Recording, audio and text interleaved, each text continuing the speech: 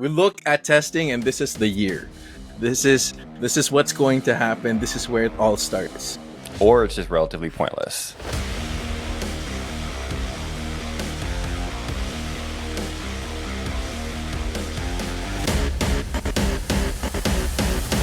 What's up, everybody? Welcome back to Formula One True North, the Canadian Formula One podcast. We are here with the boys, Drew, Edward, Thomas, and Walker, and we have an entire 3 days of talk about testing, preseason testing. It's what we've all been waiting for, except for apparently Thomas, because he doesn't watch testing. No, you know what? Too it makes good it more for exciting. testing. It makes Too it good for more testing. exciting going into the race, not knowing how the teams do, just kind of figuring out as the race goes. It makes it more exciting that way. Is that your story? That you're sticking to it? That's why I'm sticking to it. Yes. Yeah, it's okay because most of us, we can't wait for testing. It's finally we get some cars on track. There's some competition. We're getting some information and data on the season that's here, that's to come, and you're just like, nah. Just I got bring 2 the race. weeks. That's I'll all I wait care it about. out.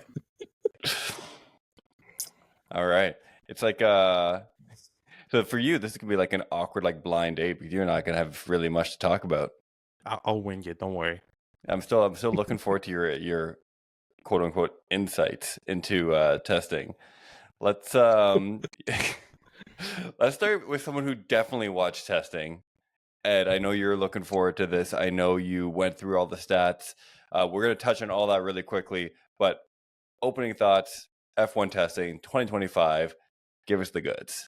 Well, as you guys all know how much I love FP1, that's why I love testing. Because everything is, we look at testing, and this is the year. This is what's going to happen. This is where it all starts. Or it's just relatively pointless. Yes. Like Could FP1. be. Yeah. Either or. Either or. But carry on. We'll go with your theory first. Carry on. Okay. So top of the list for me would definitely be my boy Carlos Sainz. Top over all time. The rest of the field. All 3 days, he was head honcho when it comes to the time. So, that is a massive, massive change compared to last year with Williams. So not only are we talking about the driver in general, but even their car. Again, just like FP1, just like pre-testing, things could change during the season, but we don't know if other teams are sandbagging or not. Next up would be McLaren. They are the season favorites at this point.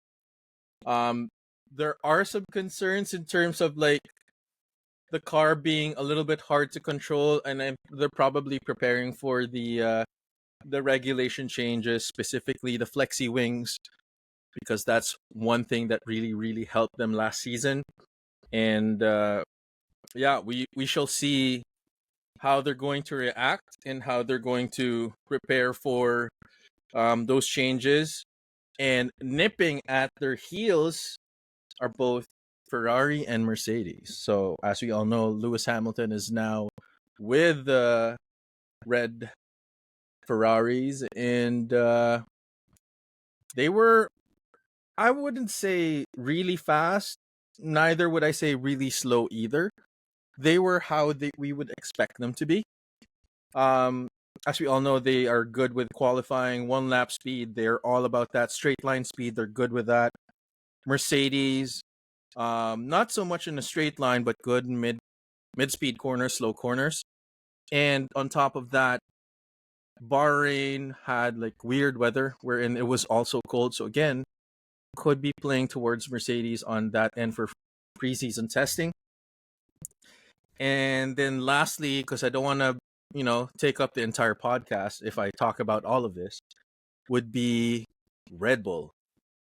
Man, oh man. Lots of issues. Let's save that. Yeah. Because we're gonna go kind of team by team and kind of go through it a little bit more. Red Bull being one of them.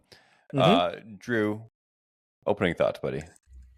Yeah, I'm always excited to see the boys back on track. It was a very interesting set of testing. Obviously, you have your front running teams, which remain virtually constant. So you got McLaren was up there, Ferrari was up there, Mercedes was up there, Red Bull was still up there. They just weren't that domination that we're used to seeing over the last little bit.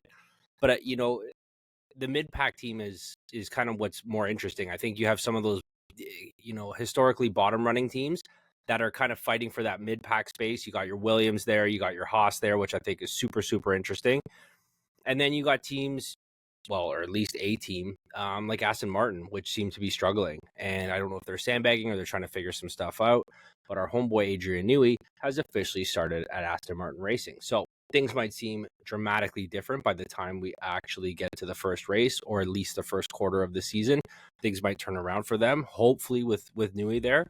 But yeah, it's going to be very interesting. I love to see the change up in domination. Unfortunately, this is going to be the last, set of races before these regulations change. But I'm super excited for all of it. It's great seeing Lewis Hamilton get into a car like Ferrari after a big stint with Mercedes. It's cool to see him kind of be able to take on the challenge of a new car and a new team and a new language and run with it, which is awesome.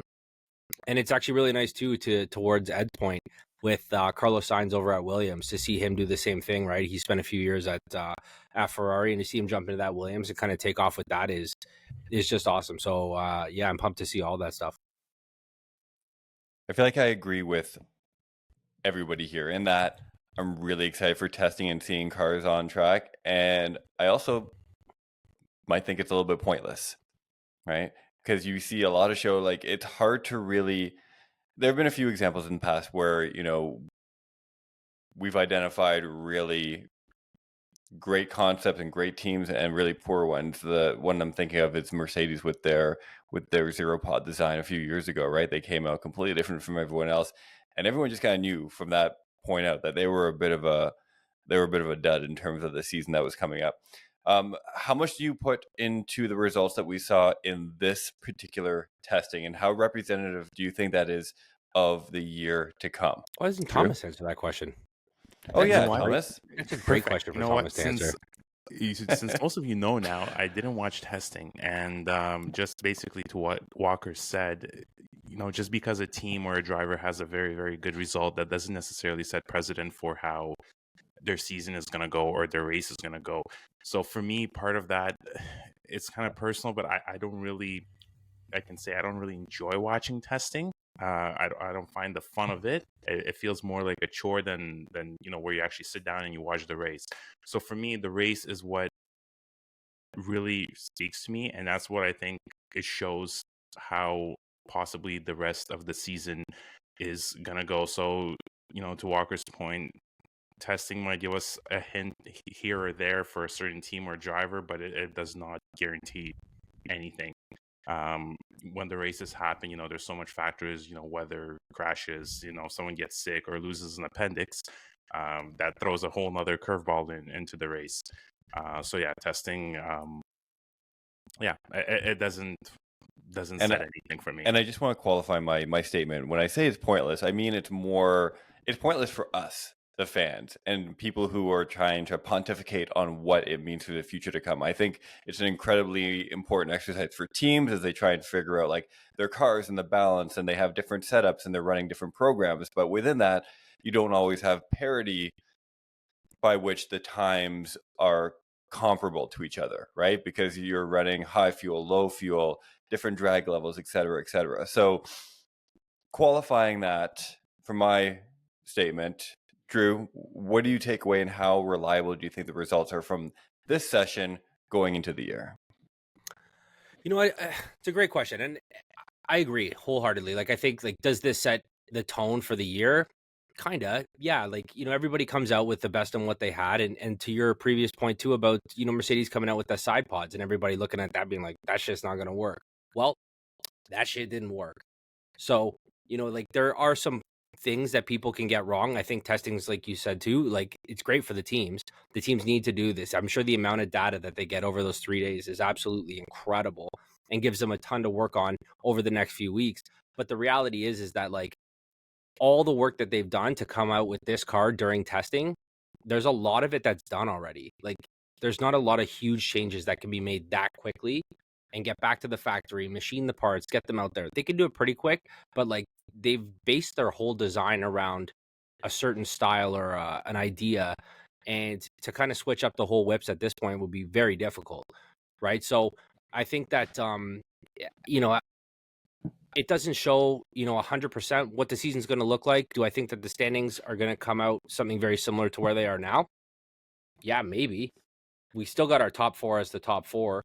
Those middle pack teams, I think that there's a lot more in some of the lower and mid pack teams that can swing a tenth of a second here and there very quickly and start jumping ahead of some of those other teams. So I think that there's some more movement around the bottom, but I think that the top four are so tight that I can imagine it being a roll of a four-sided dice. I totally agree, but the interesting thing for me is there are some teams, like for example, we have the top four, which is pretty much going to be standard like this entire season. But what I'm really looking forward to, I think this season specifically, is the midfield battle. I'm looking at Williams. I'm looking at Alpine. Will they break it into the top four? Any of those two teams? They're not gonna win the championship, 100%, hands down. They're not gonna win. Like even make it to podium in terms of like constructors or even drivers.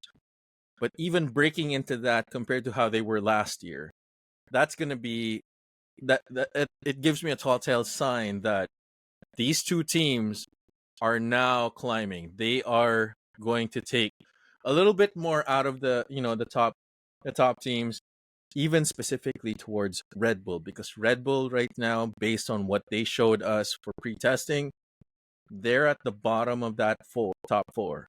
So I'm excited. I want to see how both Alpine and Williams will perform come Australia. So I was going to ask the question: who's the surprise for the session?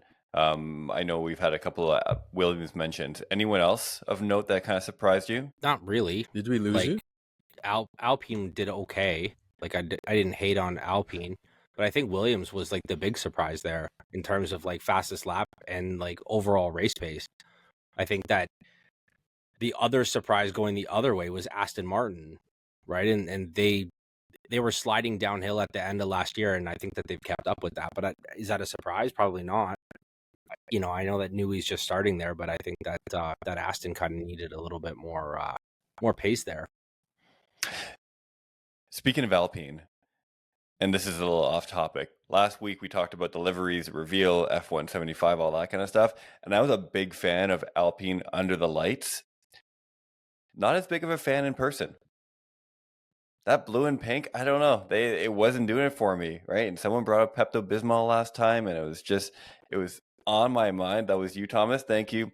Did you see pictures of testing, Thomas? Do you have anything to kind of I did see contribute? some pictures. Yeah, okay, good. But going back to the whole Alpine point, that like even when I saw it in the reveal, I didn't like it, and this just strongly confirmed my the same thing. It just looks even uglier somehow in real life.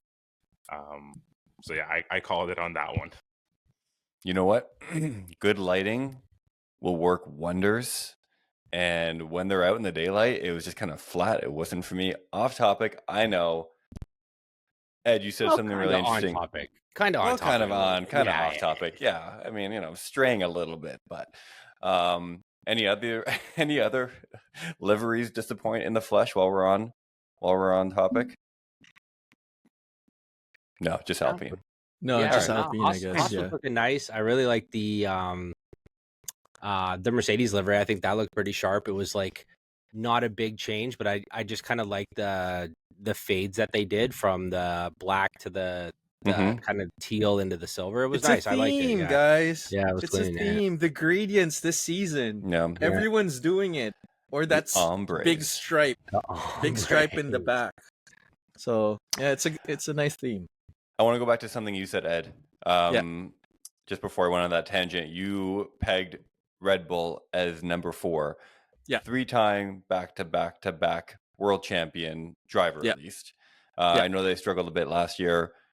You've got them in 4th place right now. Explain yourself. No, the struggles have continued. It clearly shows that Red Bull is really not looking at 2025 at this point. Like, they are just like, you know what?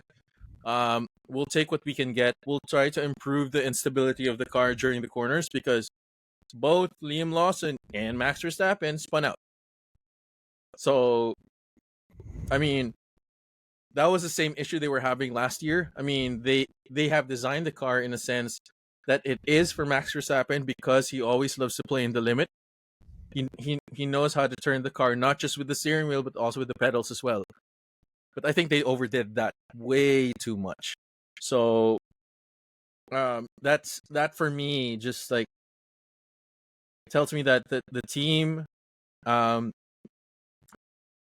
invoking, they're just like, they're done in terms of like 2025. They're not preparing for 2026, the new regs, because they are lacking a lot of manpower, lacking a lot of talent in there. They've lost a lot last year. So they're, you know what, let's stick to the RB20, maybe get some points from the RB19. That was the one that they won a lot. But yeah, it wasn't looking good. So that's why I have them on 4th. Drew, any thoughts on this? No, I just towards a point at the beginning of his little spiel there, I think that, like, you know, Red Bull's kind of just starting to work on 2026's car. Like, I think that they've just kind of chalked this up as a whatever year, and they're already focusing on the rebuild. And do I think it's a bad call? Nah, they had a good string. They were pushing for a constructors win last year. They didn't. They still won the drivers. You know, do I think that they're still going to push for something here? 100%. That's who they are. I think they lost a big piece of their car's puzzle, which was Adrian Newey. And I just think that, with Max and Lawson in there, I think that there's a lot of opportunity for things to go wrong, because I think Lawson's still that wild card. And again, Red Bull can't take that fight to any one of those other 3 teams ahead of them with only one driver. We saw that happen last year with Checo and the year before, really. And, virtually any team, you have to have 2 good drivers now to win a championship. That's just how it's going to be from now on. So are you saying that Lawson is not a good driver? I'm saying that Lawson's an unproven driver. Agree. I tend to disagree with that. 100% true. Unproven, untested. Mm-hmm. I'm surprised that you guys are writing off Red Bull so quickly. And by not writing writing off, them I mean like 4th place. Yeah. Right? But behind Mercedes, Ferrari, and McLaren. Because again, we touched on this in an earlier episode this year, but I find it hard to picture a scenario where Max isn't going 100, right? Where he's content just playing it safe until 2026 or taking a break. And maybe that's like the management perspective, and maybe that's kind of like how they are operating the team. But as a driver, and as that particular driver, I think I don't know how well that would work. And I don't know if they can operate a team where at him going, 80%. I also think too that Mercedes is not the team to bank that they're going to be behind. Like, I can almost guarantee that Ferrari and McLaren are going to be ahead of Red Bull this year, but I cannot guarantee that with Mercedes for the same reason. They're in the same boat. Yeah. Yeah, exactly. Kimi Antonelli is just unproven. And again, to be in the top 4, or in the top 2, you need to have 2 winning drivers. Yeah. That's okay. So let's talk about the rookies a bit, Thomas. Who is the most impressive rookie in preseason testing for you? Impressive. Well, I'm still gonna stick to my guy Leon Lawson. Is it the hair? You know what? I just Different think hair. he has skill, but he still hasn't had the full potential to show us that skill. I have a very strong feeling that he's going to dominate. He's going to go basically on par with Max Verstappen, if not maybe a little bit more spicier, maybe a little bit more aggressive in some tracks. and I think they're going to make it work. And, kind of going back a little bit to, Ed kind of saying, not necessarily writing off Red Bull, but to finish fourth, like, yes, I can kind of see that, but at the same time, no. And to Drew's point, they're not going to give 80%. They're going to give 110%. They're going to push that car. They're going to try to score points. They're going to try to score podiums. Now, with the car that they have, lots of talent has been lost as well, so there's a little bit of struggle in that point. But point is, I'm trying to make Liam Lawson and Max Verstappen, they're going to kill it. They're going to dominate. They're going to give it all their best, and I see them in the top 3, honestly. Top Pretty confident for a guy who didn't watch fucking preseason. Yeah. top 3. Okay, That's a great non-answer. Yeah. No, that I no, not even. No. We'll see about that. No. Top 3. No. I think top 3 is possible because I like Walker and I mentioned like the non-consistent information that we have about Kimi Antonelli and Liam Lawson. Like, you can't bank on those guys yet; they're not there. Yeah, but like the way Kimi Antonelli was taking the corners, he looked more solid than Liam Lawson and Max Verstappen. My opinion.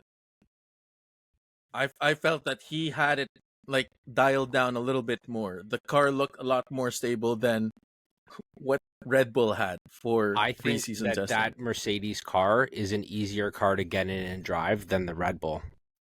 Yeah, because they've been making that Red Bull for Max Verstappen for a long time, and Checo's had a big issue. Everyone else has had a big issue with it. So I think that getting into that car is a much more difficult task than getting into that Mercedes. Just my 2 cents. And that's why I was saying earlier that they did it so well that even Max Verstappen is having a hard time with it too. That's why I don't think they're gonna make third. That's why I feel really strongly about this, and I feel bad for the team because like that's how they're gonna lose Max if they continue on this trajectory. They're not gonna have a fantastic car. They're not gonna be competing. Who's to say that Max is going to stay? Okay, so who's your rookie, Ed? Who's your most impressive rookie? I don't know. For me, I can't really say.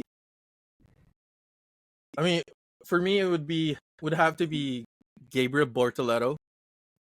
Impressive in a sense, not in terms of performance, but in terms of like how he handled himself with how sucky that Sauber was, because they're at the bottom. Yeah, the sucky Saubers. It's a technical term. Yes. And it was. I mean, it's his first time in Formula One. It's his first time in a Formula One car, and he was still like a little chipper about it. I can't say much for Nico Hulkenberg, but yeah, he's gonna have a lot to deal with for this season. So good on him. But as you guys said, like in terms of like performance, I think the preseason testing for the rookies was more towards like enjoy the car, feel the car, see what you can do. How can you find the limits of the car and then give the inputs to the engineers. I think it would be a better way for us to measure the rookies during FP1 in Australia, qualifying, and then the actual race. I'm going to go with Kimi Antonelli on this one. I think, he has the biggest opportunity to get in there. I think that Mercedes is more forgiving on its tire management, and I think he will have a bigger swing in terms of having to take care of those tires and having one less thing to think about while he's racing. So I'm going to have to give it out to Kimi. I think that his ability to get into that car, obviously his quick little stint in, what was it, Monza, that where he put it in the wall, that was a bad look.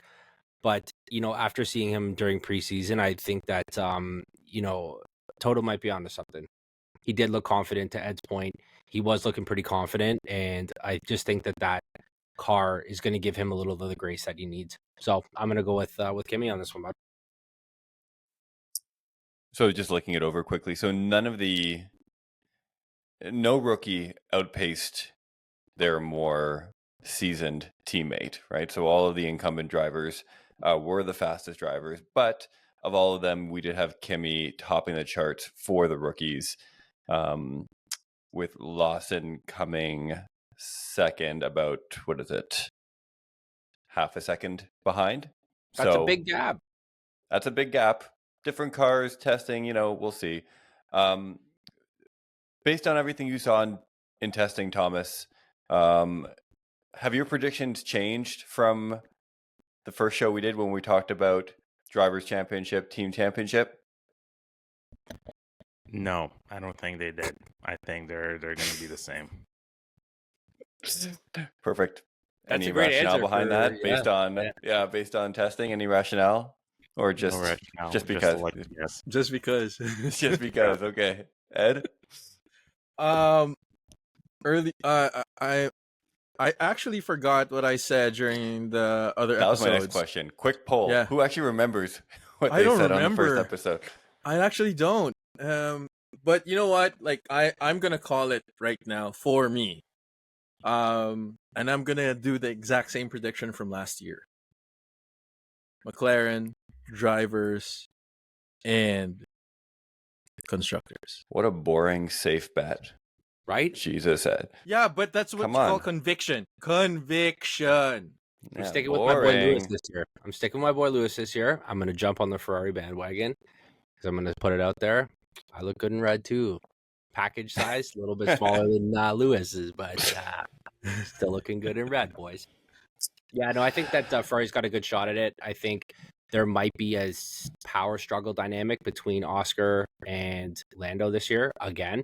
And I think if they keep splitting the wins like that it might have an opportunity for somebody at Ferrari to take that. So I'm going to put that out there. I don't think it's a dark horse, but I think that it's a very real possibility. And, just to contrast what Ed said, because fuck that guy. Very sound rationale. Yeah, very. The rationale is almost as good as Thomas's. I'm pretty sure I went straight fanboy on my predictions and did Lewis and Ferrari. So I'm going to stick with that just because. And that's my reasoning. If everyone else gets to do it, why can't I? Why not? Why not? If you've been listening to the podcast for a while, you know that beyond all the fun we have here, we have a Discord channel where we have tons of fun, lots of chats. We share shit on social, talk during the races, all that kind of stuff. One thing we do on the channel is we have the mail box. Did I do that okay, Drew? It's okay. I think there's only 3 boxes, but we can put as many boxes I did in 4 as we want. boxes. There's 4 We have the boxes. mailbox where we have questions from the community. And this week we had a great question from Derek, who's always on there, always in there, always chatting up. And his question was, what are your thoughts on Monaco becoming a mandatory 2-stop race? Can I answer that first? Go. You sure can. Oh boy, I like it. I like it because it's going to give an like obviously last year, the year before, we had some rain, which was awesome. I'm here for it. That time of the year in Monaco, it's always a possibility. It's historically been a possibility. But for the races that we have where the weather's great, it's an incredibly boring race. Qualies are fire, but that's it. And I think to give everyone an opportunity to screw up twice is incredible, because that's essentially what you're doing is you're trying to figure out, you're balancing tire strategy and your mechanics not screwing the pooch during a tire change. So I'm here for it. Short answer, I'm with it.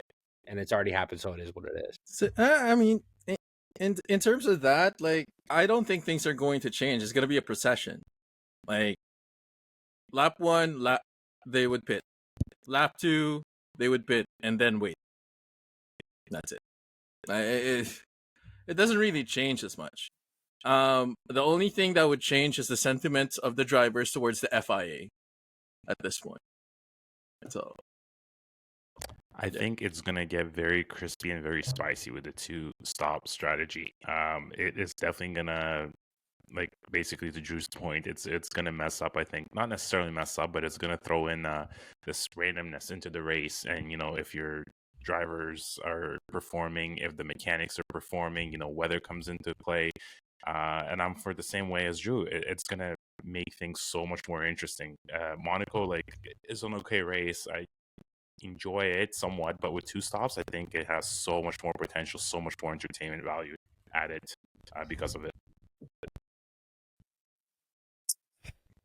I don't know how I feel about this.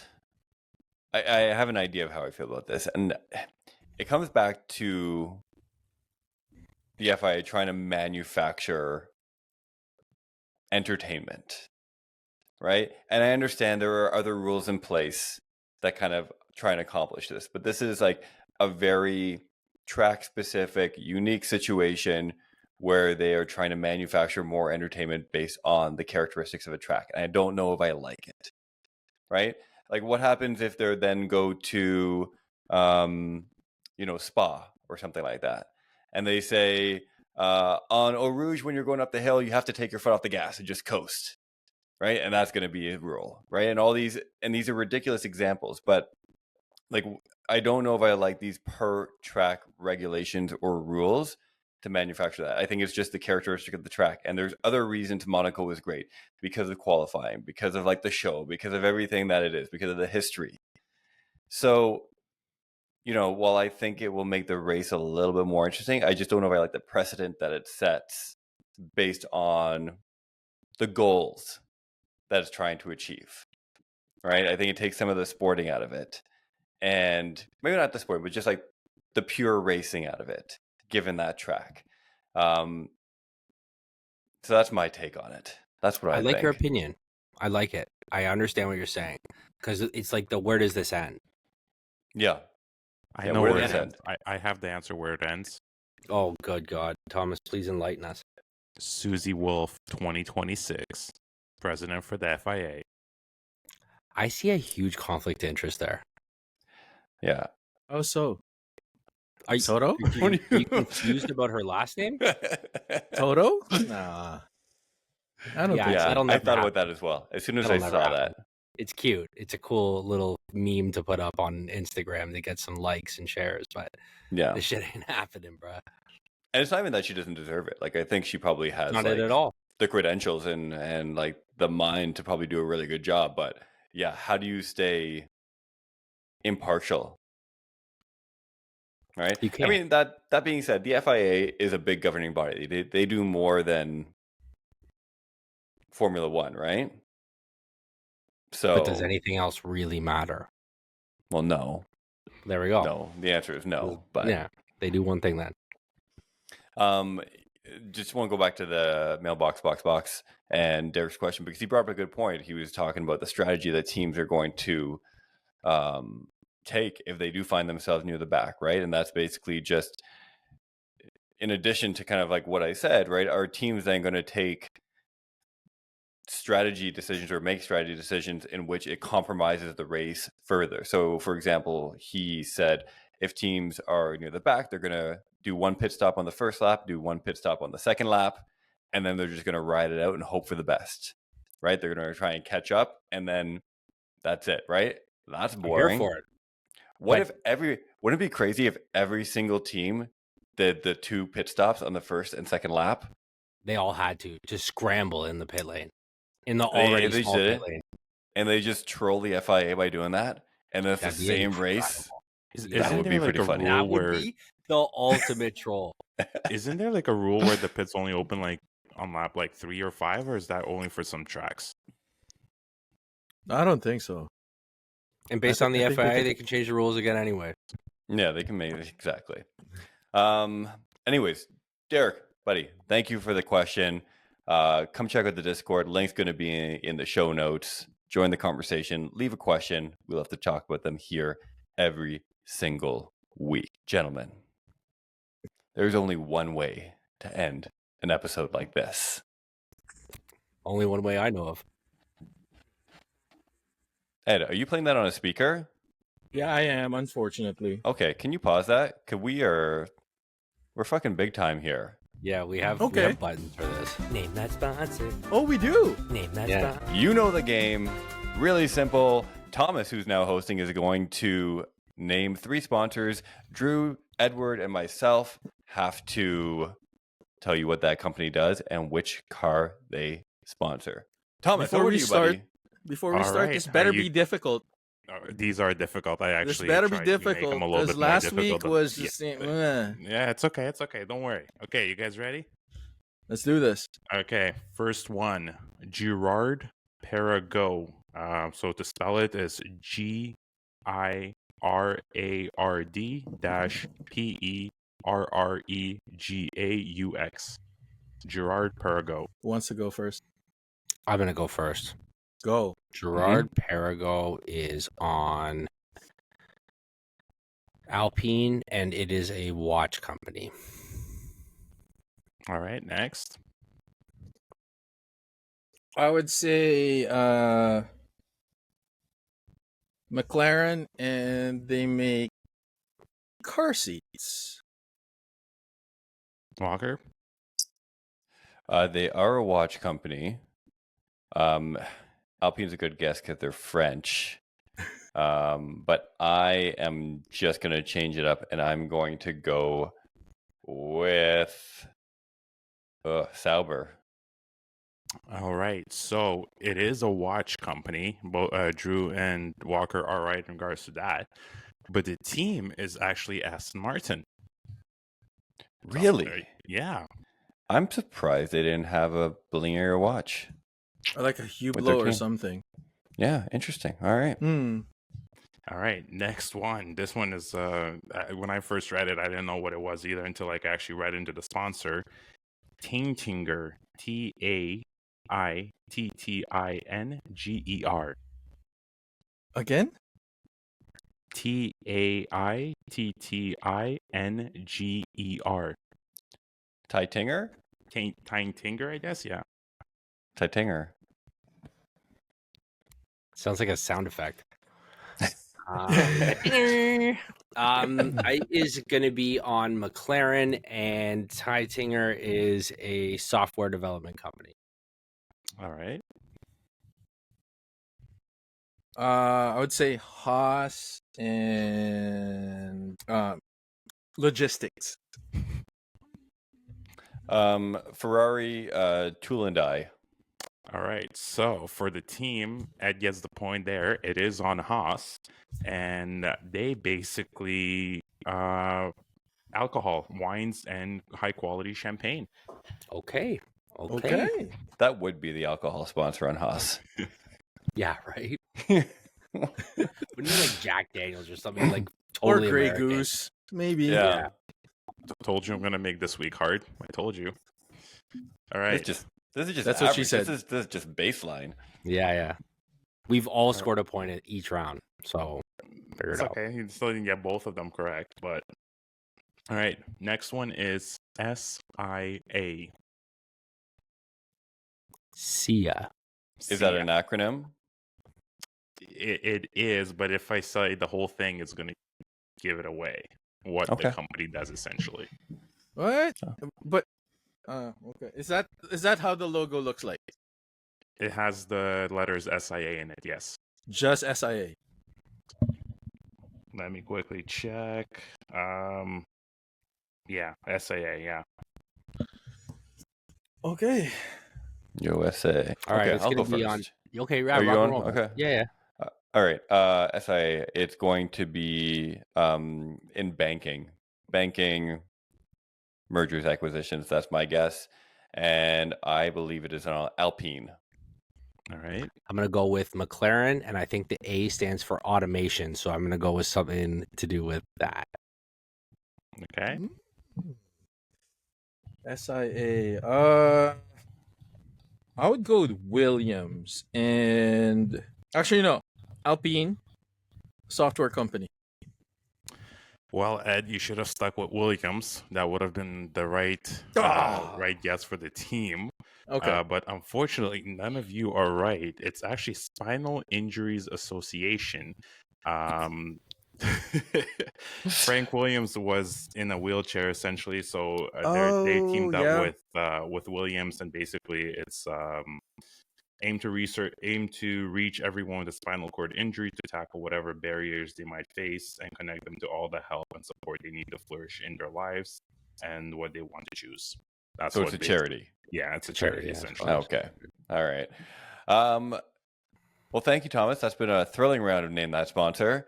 Yeah. Recapping the scores, we have Drew with 6, myself and Ed with 5. It's a tight race, boys. That's tight. We like it. That's how I like it. That's what she said.